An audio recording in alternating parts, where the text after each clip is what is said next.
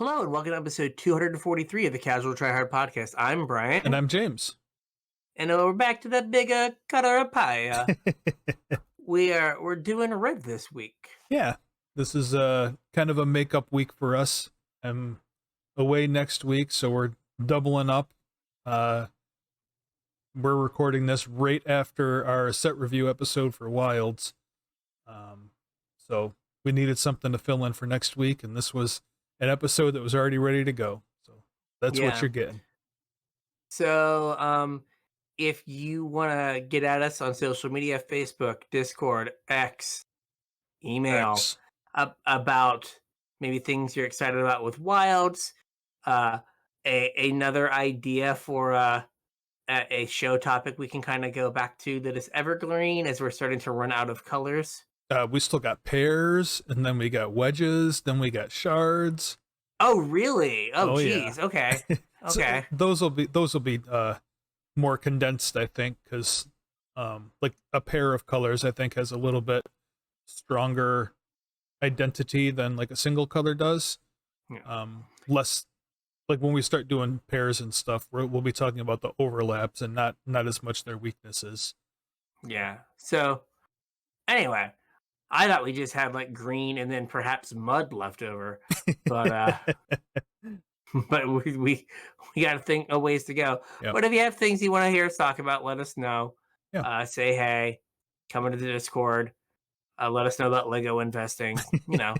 Yeah, hit us up. Discord's always a fun place to hang out, especially around new set release. People get pretty excited from pre-release and brewing new decks, and there's always some good discussions there. So head on over to Discord, check that out. If you guys are looking to support the show, there's a couple ways you can do it. The first is with our TCG player affiliate link. It's CasualTryHard.com/TCG. Follow that link on over to TCG player, and anything you purchase after that will help to support the show. They'll give us a percentage of your final sale there. Doesn't cost you guys anything extra, and helps us pay our bills, so we would appreciate that. If you want to support us more directly, you can do so at patreon.com/CasualTryHardMTG. If you appreciate the work we put into the show and you want to show us how much you appreciate us, you can chip a couple bucks in, however much you guys see fit. And then in return, you'll get access to our show notes. So you get a sneak peek about what the next episode's going to be about. You get access to our pre-show, about another hour's worth of content out of us while we're making sure all our equipment works, talking about all manner of random things. You have absolutely no idea what we're going to talk about in the pre-show, because we don't. We do not. And you get put on my mailing list for when I have stuff to send out to you guys. If any of that sounds good to you, or you just want to chip in and support the show, we would really appreciate it. Patreon.com/CasualTryHardMTG. Yes. So we are talking red stuff today. Yeah, we've kind of worked our way through the colors. If you're interested in, any of the other colors we've covered already, white, blue, black, you can go back in the old episodes and check them out. If you haven't listened to any of those, just to give you a heads up, we're just talking about what red as a color does. We had some questions in Discord, like from a new player perspective, as far as like brewing and how to approach, deciding what colors you're going to be or whatever. And so this isn't necessarily about single cards, and it's not necessarily about archetypes. It's just about like the things that colors tend to do. Like blue tends to be control-y. So we talked about that. Black tends to be about resources, like moving resources around. So we talked about that. White tends to be about like little creatures and taxes. So we talked about that. So now we're on to red. Yes. So we've started all of these by talking about kind of their classical little creature type and then big creature type. Yeah. So red, their little creatures are goblins. Yeah, I mean, I think just about every Magic set gives us a goblin of some sort, right? Mm-hmm. Is there a plane that doesn't have goblins?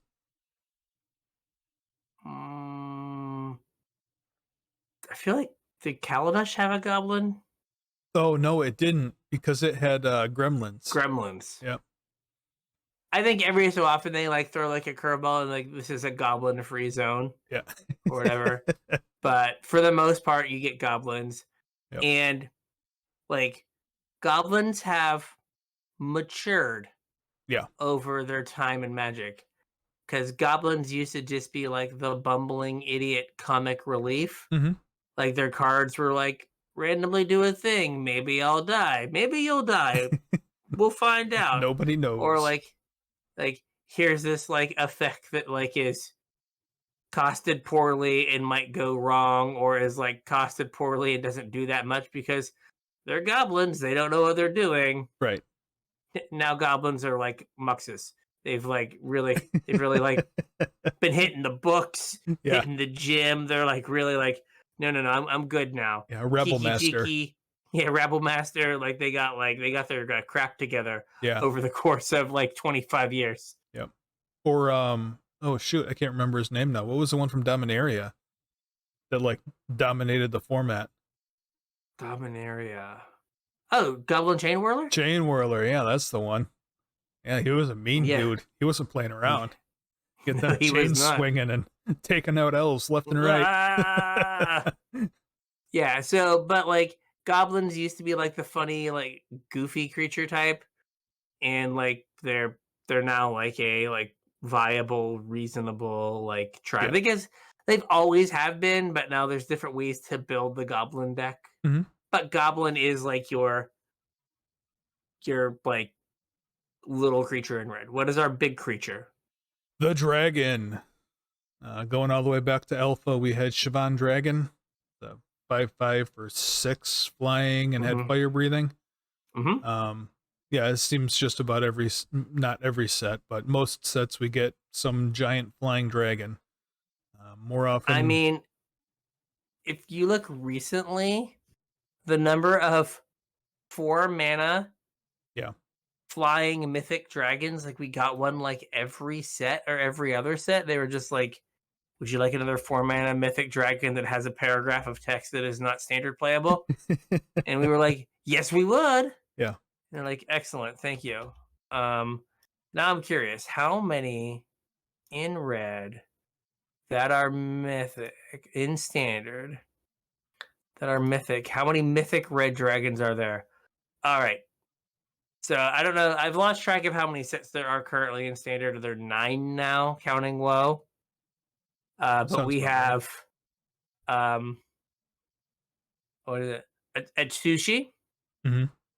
Capricious Hellraiser, Manaform Hellkite. Mhm. So these are all the dragons. Moonveil Regent, Realm Scorcher Hellkite, Shivan Devastator. Those are your red mythic dragons that are currently in standard. Yeah. Sadly, only 3 of them are 4 mana, 4/4 flyers. Oh. Just 3 of them. Just half. Just half of them are 4 mana, 4/4 flyers. But yeah, like I think that I always feel like dragon is maybe more closely associated with red than goblin is. I mean, Right, like if you the were to, percentage of goblins that are in red is significantly higher than the percentage of goblins that are in any other color. yeah, but Like like by a huge margin. but I don't know, like it just feels like if you say what's like the red creature type, I feel like it's like It's it's dragon. dragons. Yeah. And then you go like, oh yeah, goblins too. Well, But I mean, like your initial like we kind of ended up with the same thing with some of the other colors too, though. Like blue. yeah. Wasn't there a question about blue? Yeah, it was like blue? merfolk and then like sea creatures. Well, no, no, that's what it was. It was for the big creature. It was either Sphinx or like Krakens Oh, or sea yeah, creatures. fair. And like there's a kind of an equal, it's like a crapshoot whether or not you're going to get a Sphinx or like a giant octopus monster. Yeah. But like no, like it feels like they're like I think it's just because the dragons are typically like bigger, splashier. Well, I think Again, traditionally they've been more playable and yes. can slot into more decks. Like other than Chain Whirler and Ringleader, goblins really only have a chance of being put into goblin decks. For the most part. Yeah. Agree. Whereas like Glorybringer went in every deck that was red. Yeah. And it might just be because the dragons are typically at higher rarities. Yeah. And so they see more play. So there are 14 dragons in standard right now. And there are 22 Goobalons. Okay. But of those Goobalons, there's 1, 2, 3, 4, 5, 6 rares. Mhm. But there were, I think, 12 rares in the dragons. Yeah. And like also like Goro Goro. I didn't know he was a goblin samurai. I didn't know that either. I just thought he was a samurai. But yeah, so those are Red's 2 creatures. Yep. So now we're gonna go over like what Red's good at. So the first thing is the first thing I think that comes to everyone's mind, and that is direct damage. Yep. Or Bolt I you. guess damage-based removal Well, yeah, I of mean both both. players and creatures. Sure, players and creatures. And at one point, planeswalkers also, back when they had to, list it out. Yeah. Well, now they list it out, right? I guess it's now just any target. Yeah, is any target. But yeah, because they do creature or planeswalker. Right. Okay. So the classic is, I think red and black are the only colors that have like, well, red's the only like target player lose it that they deal this much damage to target. Yeah. Target. Yeah. Black sometimes will do that. Well, so the but black more won't, often it'll be like won't lose be life. like any target though. Yeah, it'll either be a player loses life, or it'll deal damage to a creature. Yeah. So lightning bolt, lightning bolt, fireball, shock. Those are all like your kind of like classic, and like that oftentimes allows red decks to be built differently, Mhm. like red aggressive decks, because they have reach, Right. right? Like when you play your like 4/4 on turn 4, the red deck can just like go like over it and just bolt you in the face or like shock you twice and kill you.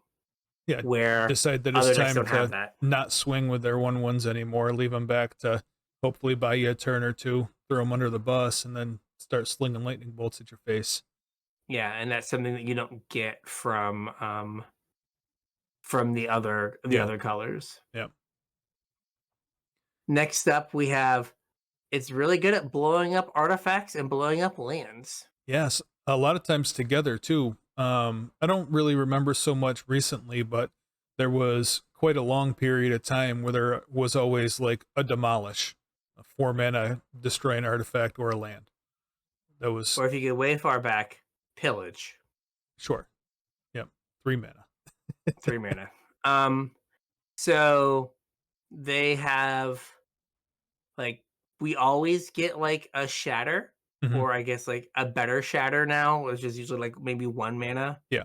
But you get like 1 in a red, destroy an artifact. Mhm. Or destroy an artifact stapled onto something else. Yep. And then they've moved all the land destruction away from where it can be competitively played. It's all like at 4 mana now. Yeah. Hey, one of the first decks I ever won an FNM with was Land Destruction. With 4, it was in Theros Standard. When I came back, Yeah. gosh, this is funny. When I came back, the first deck I put together was like Creeping Molds and like was red green land destruction. Yeah. For like standard. Yeah, it was Xenagos the Planeswalker, and it wasn't Creeping Mold. It was Bramble Crush. Maybe it was Bramble Crush. Yeah, Demolish. but like 2 green destroy. Yep. An enchantment or land. Yep. So we both built like the same like welcome back. It's like this was good in 1997. Yep. How much could the game have changed? And it's like, oh, It was a lot. It was also the first time I ever saw Glenn tilt. Oh, He was playing a Jeskai Ascendancy combo, and I blew up all his lands, and he was not happy about that. so that would have been like in cons if he's playing Ascendancy combo. Maybe it was. I don't remember. What Theros was in standard with cons, wasn't it?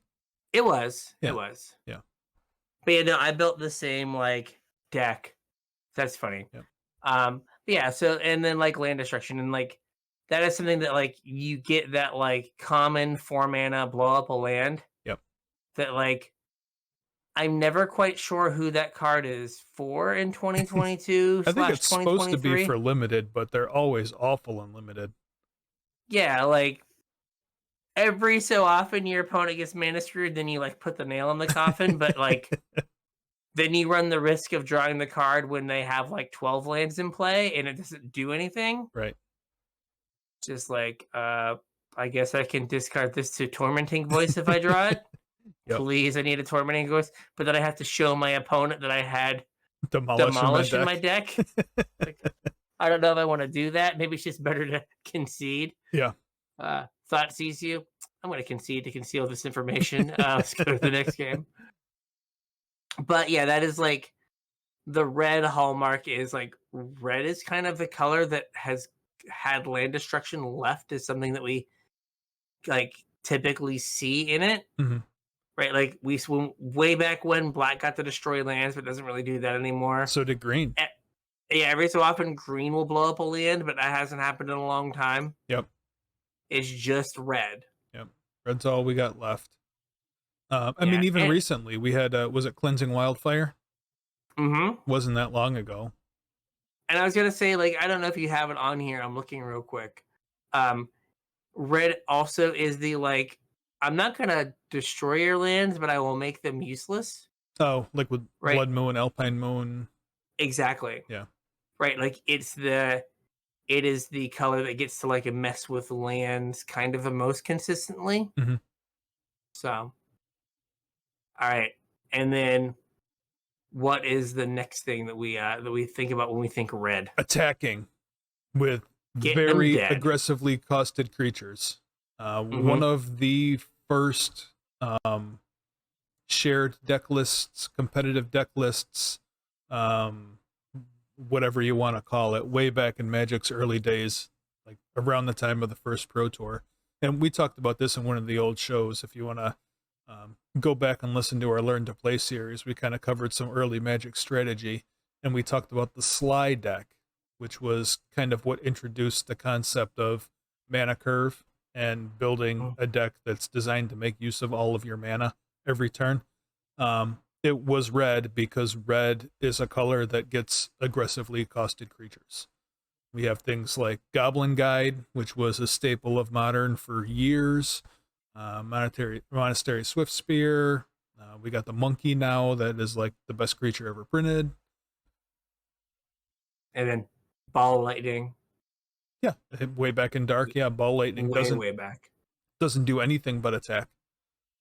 Yeah. I was gonna say on the same like not that you shouldn't go listen to our podcast, but there's a card market video where they talk about it's like 25 or 30 minutes where it's the history of red deck wins. Oh, cool. And they go through is the host and then Javier Dominguez. Oh, perfect. And they just go through like the history of red decks with like Sly and like the guy who invented Sly wasn't Sly. It was his friend, but Sly won the tournament, so then everyone called the deck a Sly deck. I thought it was the other way around. Maybe it was the other way. It was something weird that I was like, I didn't think it was that way. I thought it was named after the guy that built it, not the guy that played it. But anyway, it goes through like everything about like red decks and like its history with aggressive creatures and how like the aggressive red decks often have to balance like, am I a red deck that wins with creatures? Or am I a red deck that like is more spell focused and is going to win with burn? Right. Like what is the right balance of those things in my deck? So it was interesting. Yep. Red is also pretty good about giving aggressive stat bonuses. This may or may not fit into this category here, but we're going to talk about it here because it kind of ties in. Typically, when red gives a stat bonus to a creature, it's not going to be like +1/+1 or +0/+1. It's going to be like +1/+0, +2/+0, +3/+0. It's going to be very aggressively slanted. And oftentimes, in addition to giving more power than toughness, Mm-hmm. they will also typically put like an aggressive keyword on it. First So you'll strike, get like haste, whatever. first strike or trample Yeah. are like the ones that are most common, where like that are good if you have a little creature Mm-hmm. to like help that little creature win combat, or like, with trample, just like get some damage over Right. to make it so your creature can't be jumped or whatever. Yep. Yeah, so red is primarily kind of focused on like getting people dead, like any way possible. Yep. And kind of rolling into what you had just said about stapling on keywords to those pump spells. Red is also all about having keywords that reward attacking. So like you said, haste, trample, menace. Red gets menace, which doesn't do anything if you're not attacking. Double strike is something that red gets to do, which can reward defensive well, but Yeah. Same with first strike. yeah, mainly just wants to get people dead. And red also has fire breathing. Not just on dragons, some other cards have fire breathing as well, but it's a keyword or an ability that just rewards attacking. Yeah, so if you're new, which is kind of geared towards fire breathing, is like pay a red or pay like one or pay some costs. Mm-hmm. Fire breathing is like, I think, actually just red, and your creature gets +1/+0 Yep. for each mana that you spend Until end of turn. So when someone says it has fire breathing, that's what they mean, is I pay mana and I get more power. Yeah, there was a card, and I think it was in alpha that was it was an enchantment. It gave that ability to a creature. It cost a red mana to play, and you paid a red mana and got +1/+0 till end of turn. And also, like, that was Siobhan Dragon's ability too. It already had a fire breathing on it. Yeah. Top down designs. Yep. What would a dragon do? Breathe fire. Oh, maybe we should give it fire breathing so you don't have to put it on there. Simpler times for Magic design. Yep. And then red does a lot of things at random. Yeah. It will discard cards at random. It'll like draw cards and then discard cards at random. Yep. It will polymorph, or I guess the chaos warp, or Tybalt's trickery. Yep. Where it's like, I'm going to counter this spell, and we don't know. Yeah, creativity. Now, a lot of times you can build your decks to mitigate the randomness, but there is a deck building cost to try to like not be random, right, with those things. Possibility Storm is like a card that's like, was it like, if you cast a spell, you like exile put it on the bottom instead, and then reveal cards until you hit like something that shares the same type. Yeah. Yep. And then you get to cast that, which like you're like, oh, I'll cast my 1 mana spell and maybe hit like an 8 mana spell. Yep. Or you just hit the other copy of that 1 mana spell. Yep. Gamble, another gamble like was you search for something and then you discard a card at random. Yep. I was thinking like Burning Inquiry and Goblin Lore for like draw and then randomly discard. Yep, that also. And if you think about it, like the Bedlam Reveler kind of cards also kind of play into this, where you're discarding your hand and then basically getting 3 random cards, hoping that the 3 random cards are whatever better than what's ever in your hand. I mean, to be topical, the Hearth Elemental. Yes, Hearth Elemental. Great, it's adventure. Discard your hand, draw 2 or whatever. Yep. Yeah, so like red is the like kind of the spin the wheel, see what's gonna happen color. Speaking of spin the wheel, that's not something that's on my list here, but that's a thing that red does also. It doesn't, I mean, Magic in general doesn't do this super often anymore, but wheel effects are in red's wheelhouse. They're called wheel effects, referencing Wheel of Fortune, a card from way back in the early days of Magic, where each player discards their hand and draws 7 cards. Yep. Also, kind of ties into the randomness of red. Yeah, it's also very random. Yeah. I hope these new cards are better than what I had before. Yep. And then red also gets to mess with combat in different ways. All sorts of different ways. I think one of the first ways that people are introduced to red messing with combat is probably through limited, like especially newer players. And every single set gets some sort of threaten effect, an active treason, claim the firstborn, whatever that set's flavor is of steal a creature until the end of turn. But that's definitely something red gets to do to mess with combat. Red also gets falter effects, which falter prevents a creature from blocking or prevents all creatures from blocking, or like depending on what is relevant for that limited environment. That's what they'll get, but stopping creatures from blocking in general is something that red gets to do. Mm-hmm. And then we get go ahead. Extra combats. Yeah. Where you just get to do another combat step after this one. Mm-hmm. Typically, these are at higher rarities. I don't think there's any that are at low rarities. Recently we had, was it Morang from Zendikar? Or Morag. Morag, yeah. Yeah, Morag. the landfall guy, but you had to landfall at the right time or you didn't get the trigger. Yeah, or you got the trigger, but you didn't get the untap. Yeah, it was something weird. Like, oh, yeah, here's an extra combat step, but then, yeah. Yeah. Going back a ways, one that actually saw play was Combat Celebrant. And actually, I think it still sees play sometimes, too.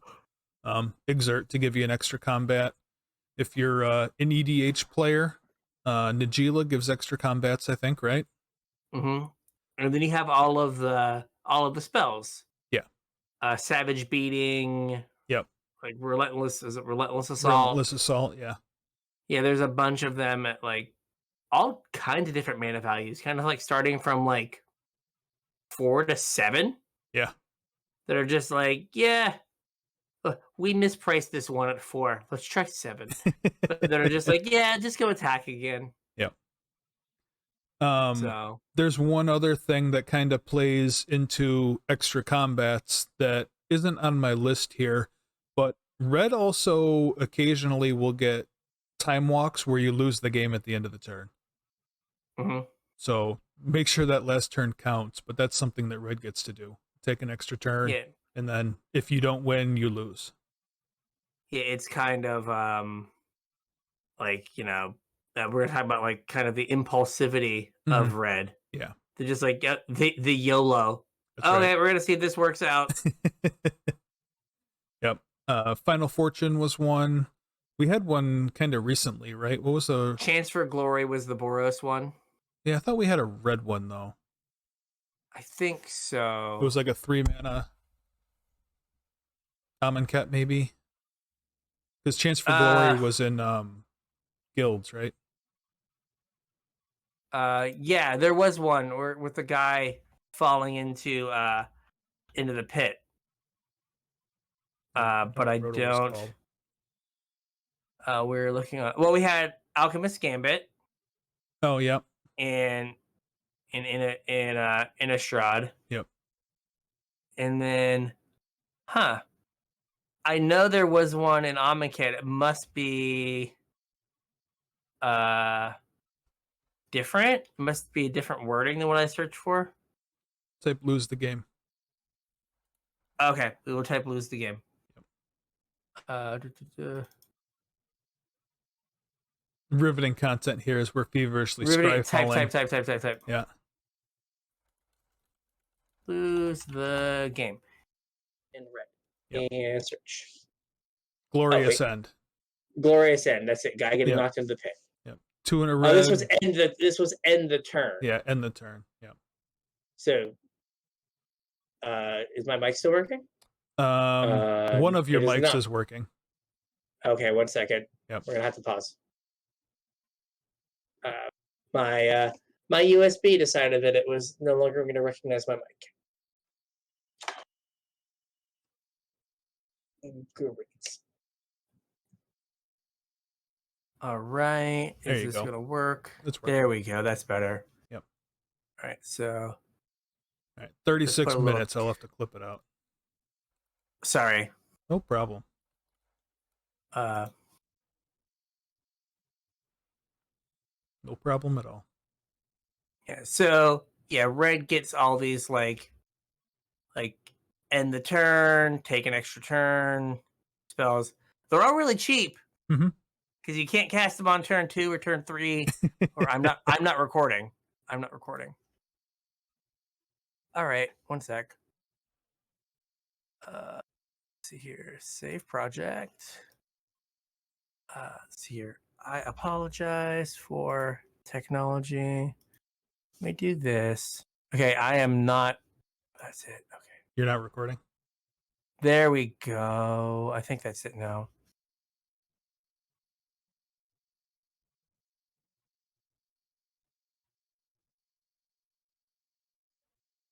Okay, let me see on just like a test file. Yep.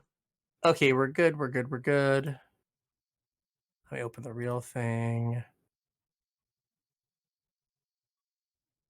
All right, let me fix this. Just an editing nightmare for you. I'm sorry. That's all right. All right.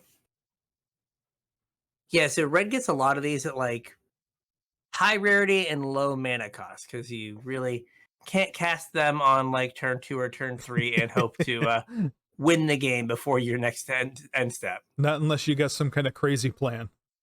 Yes. Yep. Not unless you're like, excellent, time to storm off. That's right. So then I guess we have one more like red messes with combat, and that's like making things attack or stopping them from blocking. So like we have goad. Mm-hmm. Which is kind of, And I think that's just a commander mechanic, right? It is like I think But there's red can force creatures to attack though. Mm-hmm. Like goad specifically is a like a commander mechanic, but I do believe that is within red's color pie, like anyway, just making creatures attack. And then like we talked about falter, and falters are usually like a spell that says, hey, these things can't block, or things with out flying can't block or whatever. Yeah. But then they also have like creatures, I guess white kind of does this as well. But like, hey, when I attack, something can't block this turn. Well, so white does it with tapping though. Like they'll have a creature that attacks and taps a creature. Mm-hmm. Red will pretty frequently have a creature that's designed for limited that just says when this creature attacks, target creature can't block this turn. Mm-hmm. But yeah, just another way to mess with combat a little bit. Yeah. And then red also gets to copy spells. Yeah, red and blue overlap a little bit here, and we'll probably talk more about this when we cover Izzet. But like red is kind of about spell slinging almost as much as blue is, like making a flurry of spells. A lot of the storm decks are red, and red gets the copy just like blue does. So going all the way, actually red had the first one. Blue didn't have just a straight up copy spell. It had copy artifact in alpha, but red had fork, which copies an instant or sorcery. They also get Dualcaster Mage, is one that you might be a little bit more familiar with. It's on Arena. Double Cast was pretty recent. Just copies the next instant or sorcery you cast. They also get enchantments to do it, so like double vision. Oh, yep. Where like copy your first spell each turn. Yep. I think that there's also like a templating thing. I feel like blues were mostly like copy your next thing, but red for a while had like when it was on the stack, you have to copy it. Yeah. And now they've changed that templating more recently, or seemingly they have. Sometimes they switch back to the old templating. But like the cast this spell, then copy your next thing is way easier in terms of like arena execution. Well, I think it's also easier for like a new player to understand. Oh, absolutely. I have to hold priority Yep. and then do this thing. Yeah. So Yeah, so but red gets that Mhm. pretty frequently. Um, and then we have cheap card advantage. Well, Um, one thing oh, before did I skip this, one? yeah, you did. Reds, like we talked when we were talking about blue, we talked about how blue gets looting, where they get to draw a card, then discard a card. Red gets the inverse of that. So red, like one of their ways to draw cards is to discard a card and then draw a card. You referenced Tormenting Voice a little while ago. 2 mana, discard a card, draw 2 cards. There's a whole bunch of different versions of that. Rummaging Goblin is what Rummaging is named after. Discard a card, draw a card. So that is kind of Red's flavor on that. Very much. I don't have what's the word I'm looking for. I don't have all the information. I'm just going to hope that the next thing I draw is better than what I discarded. Yeah, playing back into Red's randomness. Exactly. As opposed to like blue, where it's like I have all the information. Now I make the best choice. Right. Right. Now, cheap card advantage that is temporary. Now. Sometimes referred to as like impulsive draw. Mm-hmm. It's Right. almost always an ability on Red's Planeswalker. Almost always. Yep. And seemingly just a like 2 mana common. Mm-hmm. That is usually like 2 mana, exile the top 2 cards. Yep. You may play them until the end of this turn, or more recently, you may play them until the end of your next turn. Yeah. And so, like, you get access to the cards, but you don't get to keep them. Like, they're going to spoil. Mm-hmm. This message will self-destruct. Exactly. Dang you, gadget. But they've changed them over the years. They've gotten better. Yeah. So, well, we didn't always have them. Like, I mean, it's kind of been traditionally like a Chandra ability, like on her Planeswalker card. But the first one of these that's like on a spell that I can remember was Light Up the Stage, and that wasn't that long ago. You forgot one. You forgot what it's named after. Act on Impulse from Oh, M15. yep. It was like 3 mana, exile 3 cards or something? Or was it Hmm. exile 2? I can picture the art in my head. I don't remember what the card does, though. What have I spelled impulse correctly? Still wrong. Yeah, like the up close of Chandra. Yeah. Exile the top 3 cards of your library until the end of turn. You may play these play cards exiled this way. Yep. So, like that's 3 mana. You get 3 cards, but like you're 3 mana in the hole, right? And you only have to the end of turn. Yeah. So probably not a spell you're casting on turn 4. Probably not. Yeah. But also, like that's worded as you can cast those spells this turn. This one's you may play.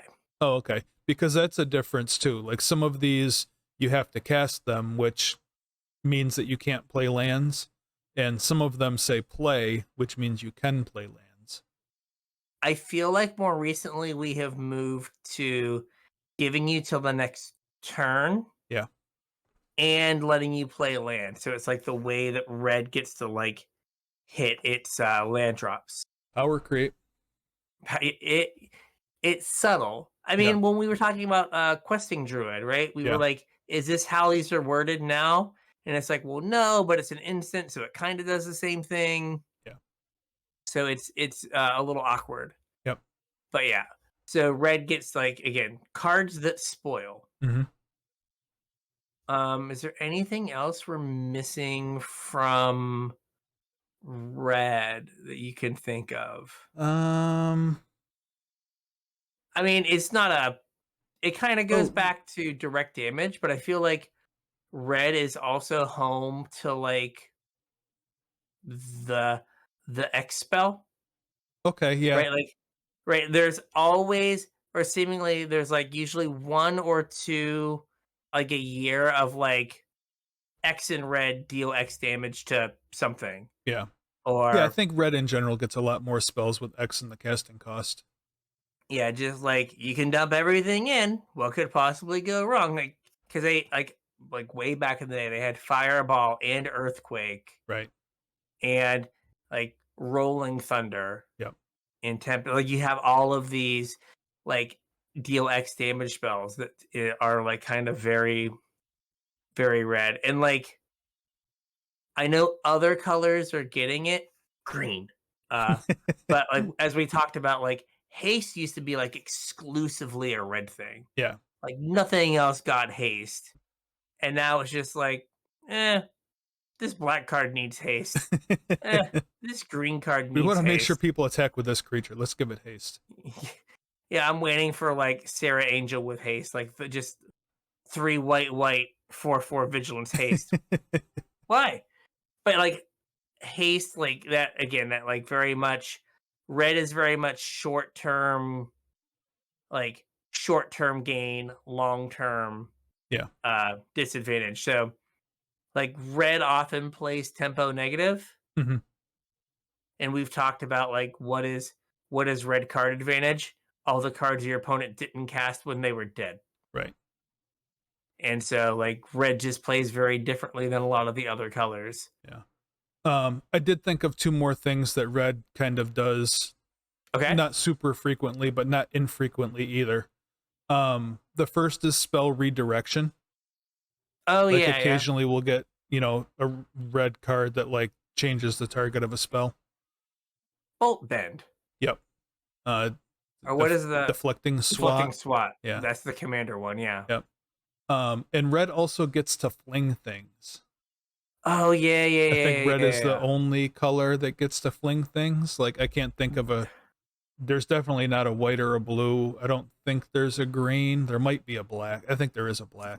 Rate of It's called consumption. rate of consumption. Good Yeah. job. Yeah. That is Dark Depth sideboard card Yeah. from Shadowmoor. Yeah. And you got to gain life after you killed them for Woohoo! 20 with your Dark Depths, with your Merit Lage. Yeah, but the like sack a creature, deal damage equal to its power to something. Yeah. It's usually any target, but that target is usually the player. Hmm. And then so we have like a weird version of it in the like current set as an adventure. Yeah. That's like it deals the damage, then the creature gets sacrificed, Hmm. which means that your creature can die before the spell resolves. Awkward. Yeah, where fling is you sack it on the front end. Right. So like as long as the spell is not countered, the It's damage gonna is happen. like baked in. Yeah. Yeah. There is, and I just came up with one more thing that red, I think, does more than any other color. That's kind of a recent addition to red's suite of abilities, and that's Mhm. making treasure. I think red makes more Oh treasure than the yeah, other colors. Or black by and green far. are, tight runners up there, but red definitely makes more treasure than the other colors, which kind of leads into red's philosophy of like temporary resources. We talked about how like black kind of gets to do whatever it wants as long as you're trading another resource for it. Um, red's version of that is it can kind of do whatever it wants, but it's not going to last. Yeah, it's very much like get out quickly. Yeah. Like again, throw cards away now. Throw cards away now that like won't help you later, Yeah.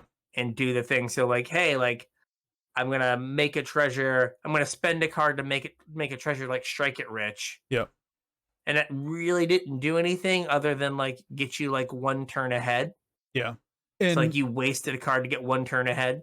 I guess that also plays into another thing that red does that we didn't talk about because it's not really a thing anymore, but that's rituals. Like rituals Mm-hmm. have been, other than dark ritual, like rituals have been almost exclusively a red thing, and we don't do that anymore, where a card just like all it does is make more mana temporarily. Yeah. um There's like it's funny like the shift of the color pie yeah. because rituals used to be black, Right. right? You had dark ritual, cabal ritual. Is it burnt offering? Yep. Like sack a creature, make a bunch of black mana. What's the one where you discard cards from your hand? Oh gosh. There's one where you discard. Cadaverous Blue? Well, That was green black. yeah, that was green. There's one that's just like discard a card from your hand. Song of the Damned. Song of the Damned is you get black for the number of creatures in your graveyard. There's one where you discard cards too. That one I do not know. Yeah, it used to be a black thing, and now it's definitely not a black thing anymore. Yeah, it has definitely moved into. Then it was a red thing. Red. Pyretic Ritual, Desperate Ritual. What was the other one? Braid of Fire. There's another one too. Desperate, Pyretic, Rite of Flame. Rite of Flame. There's was it Pyretic? There was the is it Ironcrag Infernal Feet. Plunge? Ironcrag Feet. Yep. Infernal Plunge. Yep. Which is like sack a creature, get red. Yep. Seething Song. Seething Song was the big one one. that I was trying to remember. Yep. Yeah, Seething Song is the like make 5 red for 3 mana. 5 red for 3 mana. Yep. Banned in Modern. Yep. Can't have it. Yeah, Treasures is kind of the next evolution of the ritual, I think. Yeah. Yeah, Treasures is like kind of a safer ritual on some level. Oh, and then I guess we get like cards like Bergie and Runaway Steamkin. Yep. That like And are Urbrask. making mana. Making Urbrask is a much better example than Runaway Steamkin from like 5 years ago. I mean, I think Runaway Steamkin's a better card, but probably. Yeah. But like all these that like make mana as you cast spells. Yep. So, all right. So, what is red bad at? Well, I mean, we kind of just talked about it. Is all of its card advantage is temporary, whether it's casting things from the top of your library or we mentioned impulsive draw. Its resources don't last. It burns real bright and then goes out. A lot of times when you're playing either red deck wins or sly or burn or whatever, if the game doesn't go correctly, you end up with no cards in your hand and your opponent still has 3 cards in hand and are not dead yet. And that's usually game over for you. You are usually dead. Yep. Yeah. Like it's very much like, what are the next 2 cards on the top of my deck? If they don't win, right, this is done. Yep. And then effects don't last past the end of the turn. Yep. Threaten, like steal your creature, give it back, fast mana. The stat bonuses are typically temporary. You don't get a lot of counters in red. It's all just like card for immediate advantage. Yep. I'd also say that like red creatures are typically undersized. Not always. Yeah, that's a good point. But they're undersized, and so like they get outclassed pretty quickly. So in that same like you look down and your hand's empty, and your opponent has like a Shieldred, and you have like 2 2/2s. Right. And you're like, well, these boys aren't really getting the job done against this 4/5. I guess I'm in like a bad way now. Yeah. So there's the creatures, they might come out of the gates quick, but they get outclassed. Yep. Pretty quickly. So again, that's like that the resources being short-lived is, hey, I had the advantage on turns 1, 2, and 3, maybe. But once we get to like turn 4 or 5, oftentimes a lot of red decks don't go to like creatures that are that big. Yeah. Not all the time. Other than the magical big red deck. Not always a deck, but yeah, big red can be fun when it's around. Oh, it's always a deck if you dream. Yeah. It's not always a good deck. So like big red is like a weird kind of deck that's kind of like a rampy control-y deck that usually uses like whatever 2 or 3 mana artifact that like filters cards or draws cards to get card advantage. Yep. Plays all the red removal, and then like plays some like a big idiot to planeswalkers. Yep. I guess another like shortcoming of red is its removal is very size dependent. Well, it's all damage based. Mhm. So Exactly. like we mentioned earlier, we get like lightning bolt shock, deal 2 damage to a thing, deal 3 damage to a thing. There's also typically for limited, there's a deal 5 damage to a thing, but that's usually as big as red's removal gets. So if you play a 4/6, chances are red's not going to kill it ever. Yeah. And that DL5 is usually like 5 mana. Yeah. We've had a couple like 3 mana ones that like uncommon. Mm-hmm. But they're usually like 5 mana and not like constructed playable. Right. So like you can get into a situation where going face with your burn spell isn't really profitable. Your opponent's at 12, Yeah. right? Like, and putting them to 9 doesn't kill them, Right. but they have a 4/4, and your lightning bolt does literally nothing that matters on that board. Mm-hmm. So a lot of times, because red's removal is damage based, you have to like double up. Yep. You have to 2-for-1 yourself to get a creature off the board. Where black and white, their Just get to removal is kill it. typically it's more Yeah. unconditional. Yeah. And like where black's conditional removal is like something gets neg X neg X. Mm-hmm.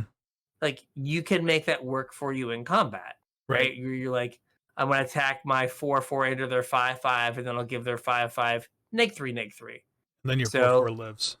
yeah, where with red you're like, attack with my 4/4, shock your thing. Still Oh lose crap! both my things. Yeah. Still lose both my cards. Yeah. And so you get that like tension of like, a lot of my spells don't work. Yeah. That's why there are people that say that like unholy heat Mm-hmm. like kind of breaks the color pie. Right, because like 6 damage is a ton and basically answers any creature in the format. So it costs 1 mana. Yeah. Right. So like it's basically terminate. Yep. And red shouldn't have access to that. Right. Now, I say red color shouldn't have access to that. Did you know that we now have targeted you don't pay life enchantment removal in black? Yeah, I did. Oh, I mean that's something we can talk about here though, because red can't kill enchantments either. Exactly. Red just like stares at enchantments. Yep. So red gets right. So of the permanent types, red gets to blow up lands. Red gets to blow up creatures, artifacts, or at least deal them damage. Artifacts can deal with planeswalkers, again with damage, but then just can't handle an enchantment. Nope. Like that is its like whole. Mm-hmm. So, until they print like some red enchantment removal spell. Yeah. Well, the way that red deals with enchantments is it often like chaos warps it. Or the same way it gets its card advantage, it makes you dead before the enchantment matters. Exactly. Yeah. Exactly. And then I guess not a weakness of the color per se, but red does historically have a very specific card type. The 6 mana red enchantment that does absolutely nothing. Yeah. Typically in rare or mythic. Drop. Yeah. Yeah. Yeah. Like red would always get some like, I do some random thing, or like cast a spell and you get to cast another spell if it's a Tuesday. Like just some random thing that like never ever worked that you'd look at and you'd be like, this seems like it should be awesome. Put a counter on this enchantment, and then next time you cast a spell, put a counter on this enchantment, and then like Arcane Bombardment was a little bit better than 6 mana do nothing, but that was the kind of thing that's like, hey, you get this like random effect that's really powerful if you like build your deck a very specific way. Yeah. So those cards are often traps. Yep. Fun, but often traps. They're a good way to like 2-3 a limited event. They're also a good way to make an engaging YouTube video. Yes, very true. Very true. Yeah. Watch me do this super duper cool thing. Yeah. Or like what was It's going to take me 12 Apex? times to do it, but Yeah, we're gonna edit the first 11 out, that's and right. then boom. Was it Apex of Power? Hmm. Was like 7 red, red, red. Yeah. Exile 10 cards, make 10 mana. Yeah. You can cast those cards to the end of turn. It was like I just spent 10 mana. I should just win the game with a stupid sorcery. Yeah. Um, but yeah, so a little red meme, if you will. Always the 7 mana or 6 mana do nothing mythic enchantment. Yeah. So I think that one of the like advantages of red is it's very new player friendly. Yes. Not that like, you know, not that red decks or like burn is like a super easy deck to play, but it's an easy deck to like start playing. Well, yeah, Right. There. they're straightforward. Mhm. So while you're learning the game, they do things. Like you're not waiting you're not blue waiting for your opponent to do something so that you can do something. You're doing the thing. You're attacking with your creatures. You're lightning bolting your opponent. You're dealing damage to their creatures. You're interacting with each other and taking game actions instead of sitting back and waiting, which Mhm. is a lot more exciting when you're learning a game, I think. And also, The- a lot of times, like burn and like the standard red deck, like whatever red deck is in standard, is often pretty good and relatively cheap Mhm. because to make the limited environments work, they often have a lot of, you know, uncommon, powerful, hasty 3 drops Right. and like 2 drops with an ability or something, or the rares that like kind of fit that like aggressive archetype are often not the ones that are super sought after. Right. So like those decks are usually relatively cheap. Like the first 2 decks I ever put together in modern were Burn Mhm. and Merfolk. Yep. Because I was like, oh, like Burn is like 8 cards from Legacy Burn. Yeah. And now I have a Legacy deck. And like Merfolk is like 8 cards from Legacy Merfolk. But like they're a good like entry level deck, particularly in standard. Like you can play like a 60, 70 card or 60, $70 deck Mhm. and get to play the game and have a chance Yeah. to win games. Also, you don't have to buy a whole bunch of expensive lands. Hmm. Another, Mountain. yep, another bonus there for you. Yeah. So red is always like a kind of a good like entry level color Yep. to like get you like doing the game. And once people do the game, they like keep doing the game. So you just gotta get the person to do it the Yep. first time. Get your hooks in. So we got any other red things? No, I think that pretty much does it. Excellent. Yep. So so with all that, I think we got a show. We got a show. So if you want to reach out to us, tell us like your favorite red thing that we forgot. You can reach out to us on social media, Facebook, Discord, X, email, or again, like if you have show ideas or things you want us to talk about, or we are pretty close to Wilds of Eldraine. Maybe we need to revisit some cards and go like, hey, this card's way better than we thought it was. Yeah, I mean, I think Let us know. by the time I get back from my class, we should both have at least some experience with the set and be able to talk about. Normally, after a set release, we do like a initial impressions or whatever. So I'm sure that episode will be coming, and then like I don't know, a couple days after that, we'll probably be in spoiler season for whatever comes next. So As it goes. yeah. But yeah, like Brian said, hit us up down below. All the links to social media are there. join our Discord, come hang out with us. We have some fun in there. If you're looking to support the show, there's a couple ways you can do it. The first is with our TCG player affiliate link, CasualTryHard.com/TCG. Follow that link on over to TCG player, buy whatever you're going to buy, support us at the same time. Doesn't cost you guys anything. You get, cheap prices on cards and support the show. If you're looking to support us more directly, patreon.com/CasualTryHardMTG, where you can chip a couple bucks in, whatever you feel like is appropriate for the amount of value you get out of us. And in return, we will give you access to our show notes. We will give you access to about another hour's worth of content out of us every week in the form of our pre-show. And you get put on my mailing list for when I have cool stuff to send out.